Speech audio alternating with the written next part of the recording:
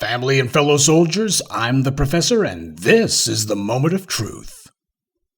There's a way to do things and a way not to.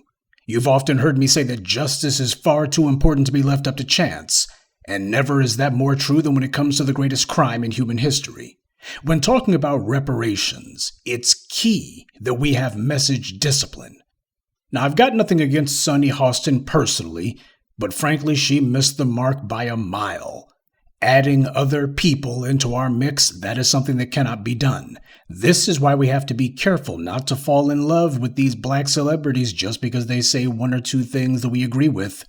At the end of the day, they still depend on white power for their paycheck, and that means they'll put all kinds of things in the mix simply because they know there's only so far they can go, so much they can afford to say. Yes, Sunny did say cash reparations to Bernie Sanders' face. And she's also said other things that have been in line with what the grassroots say. I give her credit where it's due, especially considering the circumstances that she's under. But we have to call it out when things are said that only help to perpetuate the status quo, a status quo that is lopsidedly against us. And for her to say that it's a power dynamic and not just about the color of one's skin, that is denying reality. It's the kind of double talk meant to make the perpetrators and beneficiaries of anti-black racism not feel like they're getting put on the spot. We have been conditioned first by slavery to put everyone else's lives and profit ahead of our own, and then in the post-slavery period to put everybody else's comfort ahead of our own, and to think that we're supposed to prove our superior morality by suffering for the greater good of everyone else.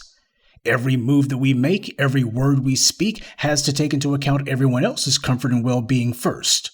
So we get a lot of people who start doing this kumbaya, we are the world stuff in circumstances where it has no place. And let me tell you something.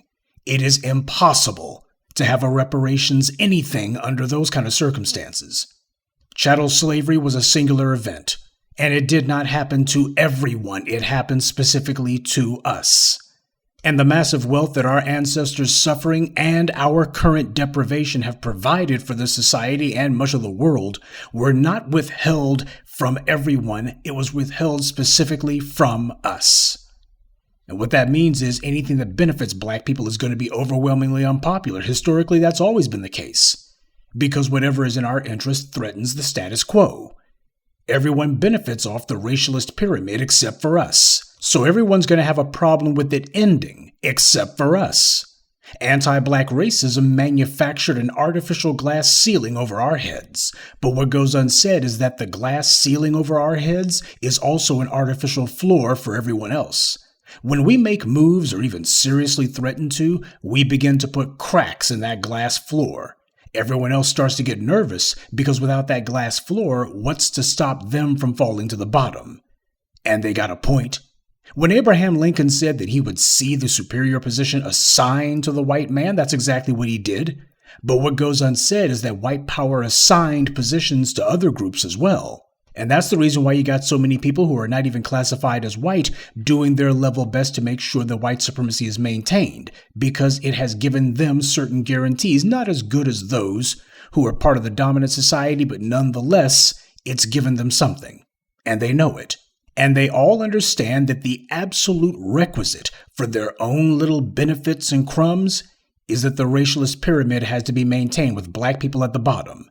Everyone knows that we've been wronged. Everyone knows that we've been robbed. Everyone knows our position is the direct result of policy that everyone else has benefited from.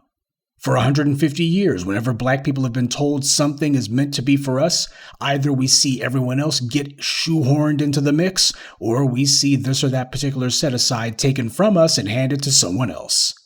And for the rest of the society, that's normal. That's how it's supposed to be.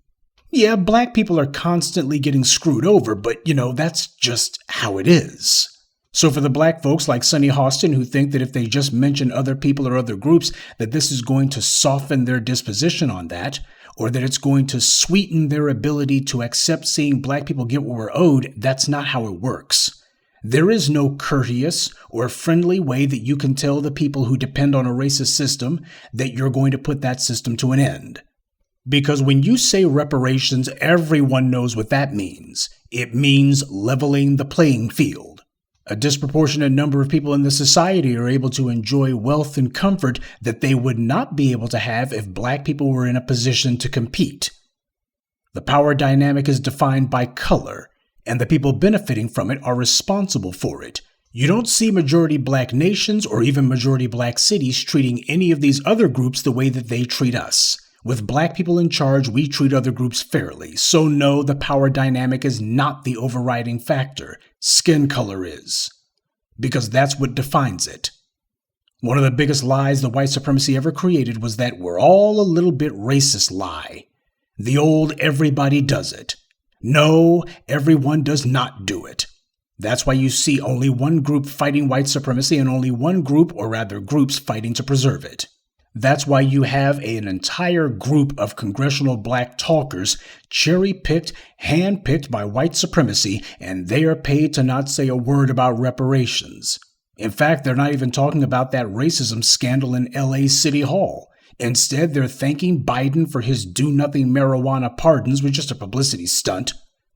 And they're trying to free Brittany Griner.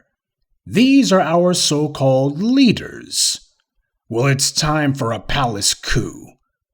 Again, I'm not necessarily beating up on Sunny Hostin, but it must be pointed out that the words we use when talking about this issue matter. We have to get past all this walking on eggshells and not wanting anyone else to feel left out when we're talking about what we're owed. Nobody else ever feels the need to share or even mention black people when they're getting whatever it is that they feel they're owed or that they're supposed to get, and we're the ones who made it possible for them to have it in the first place. We undermine our reparations claim and our own moral standing whenever we make false equivalences, or we're including everybody into a history that only includes us. Focus and tenacity are what's called for here. Anything else is running around in circles. And I think we've done more than enough of that already. Good day, and be one. I'd like to take a moment to mention some of our contributors. Shantae Thompson, Chaz, Josh Heath, Emily, and Stay Positive. Salute to them and thank you to everyone for listening, liking, and sharing this message. Black empowerment only exists because of you.